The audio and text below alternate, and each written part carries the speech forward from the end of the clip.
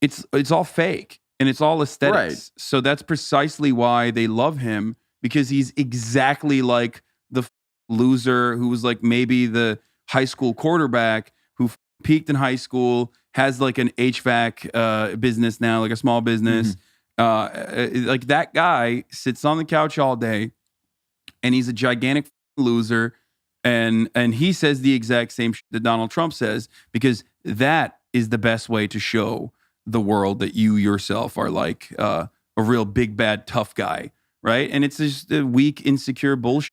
Some of them, but it's like, I like, in the past like 5 years, I sort of like went out of my way to like encounter Trump voters, you know? Because it's like, I never think it's good to like leave things and just the abstract. Yeah. You can think you're being as even-handed as possible, Yeah, but it's like you our try to minds understand white rage. That's what you do. Yeah.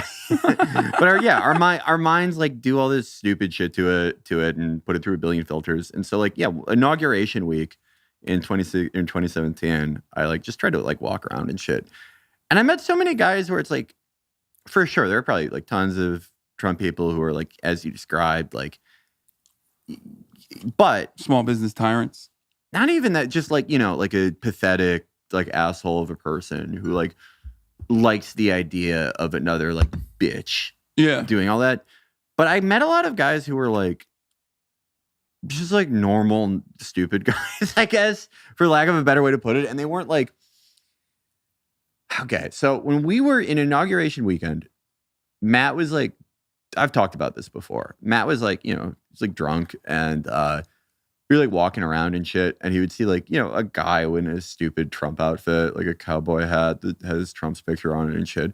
And he'd think he'd be whispering or like muttering to himself. He'd walk by and be like, fucking idiot. And for the most part, you know, people either didn't hear him or like most people aren't going to do anything. But we were sitting at this like maybe the worst hotel I've ever stayed at. And there were two guys there out front. There was one of those guys in the whole outfit. And there was one guy who was just like regular, like dresses like how Woody Harrelson dresses. The one guy in the dumber outfit was like wasted. And Matt, obviously, like he sees him and he's like mutters to himself, fucking idiot. And goes inside. And the drunk guy's like, what the fuck did he say? Because I may be little, but I'll fuck someone up. He's like 5'7". And I wasn't like, oh, this guy's going to like flash out. It was just like, okay, I don't want you guys to get into a fight. Like Matt, I just want like Matt to go inside and this guy to like, I don't want anything bad to happen. And so I talked to him. I was like, no, he's like talking about something else, blah, blah, blah. Like it's cool. And the guy, like, he does what every drunk guy like that does, where it's like, okay, yeah, but if he was saying something, I was just like, you may not believe me, but I'll fucking kill somebody. Yeah. It's like, okay. And then I call him, like, that worked out. Luckily, no one confronted each other. But his homie, like, dude dresses like Woody Harrelson, talked to me. And this was a guy who, like, he was like a food wholesaler from Arkansas. Mm-hmm. And I talked to him about inauguration, and I tried not to like give up too much of the game, you know? Yeah. It's just like, yeah, no, I like have an internet thing and I'm like covering it. And because I was like curious. It was like this whole thing's so mystified. I want to see what like one of these guys is like. And he was a food wholesaler from Arkansas. He was like really nice and really like just really wanted to talk about his like business and shit. And not like, this was like a shitty hotel. I don't think this guy was like balling. You know what I mean? Yeah. A lot of people who come for inauguration are balling. This guy was not one of them. I think he was doing all right, but he wasn't like, he wasn't caked up. He wasn't caked up. And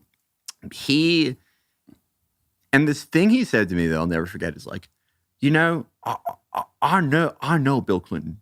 I think he's a great guy, and I think Hillary's a good girl. Because I'm from Arkansas.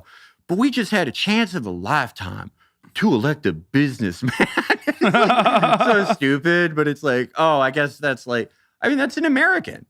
And it's like, the more you talk to him, the more that you see he's like all over the place with tons of shit. And I think like with him, I do legitimately wonder what he thinks when Trump's like, hairspray isn't as good anymore. Fashion Week's boring. Like, what does that guy think? I think you once you subscribe, once you're in, Yeah. like you just got to keep defending it. Mhm. You know what I mean? Like it's gonna take a big, crazy thing that like completely contradicts like a core value that he has, for that person to be like, yeah, no, fuck that. This is like where I draw the line. You know, and for many, I mean, it was his posting. Like Trump's best assets is that he's a poster. He's a sassy, petty bitch who loves drama, and I love that. You love that. And a lot of the people love that too. But then there were some who were like, "Yeah, I wish you wouldn't tweet like that." But I'm still going to vote for him. Yeah. I'm still going to vote for him. You know what I mean? Who am I going to do? Vote for the pedophile Democrat, right? Or, you know, and ultimately, it's just. I personally, to bring this back to like a little bit of theory or a little bit of like grounding, moral grounding, or whatever. I personally think that it's straight up because they have a sneaking suspicion that they see what we all see, right? Probably on the left, about how fucked this system is and how like the quality of life is not improving. Yeah. Right, for them in the way that, you know, their parents and their grandparents had like a vision of a better future. Yeah.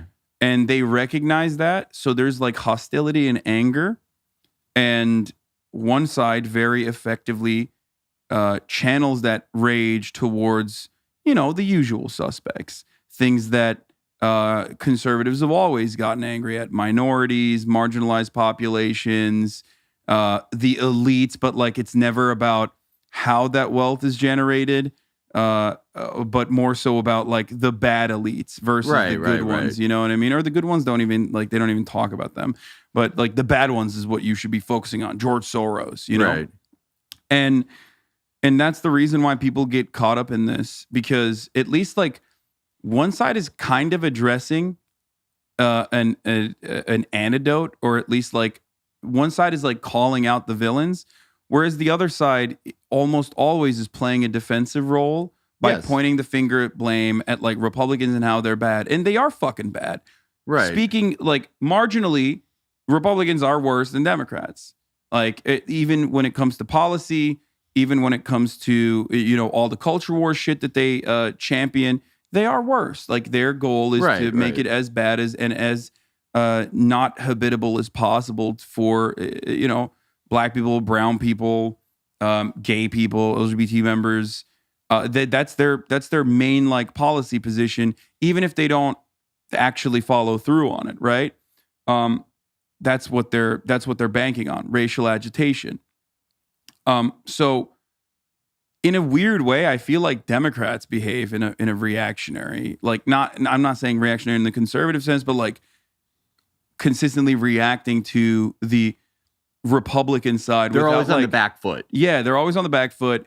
They refuse to champion causes and like fully see them through. You know what? Like you wouldn't see like for the infrastructure bill. Like let's say hypothetically, like Joe Biden didn't need like a new type of Vyvanse to like go on TV. Mm-hmm. Even then, you probably wouldn't see him like doing rallies for this, doing like tons of rallies and like doing what, you know. I mean, Trump would do rallies just because he had like an argument with someone. Yeah. He'd be like, oh, this general said I'm annoying. I have to do like 10 rallies. But like you don't generally see Democrats doing that. And, you know, one theory is that they want a cap on how much they're able to do or how much they're expected to do. Maybe. Who's to say? But maybe.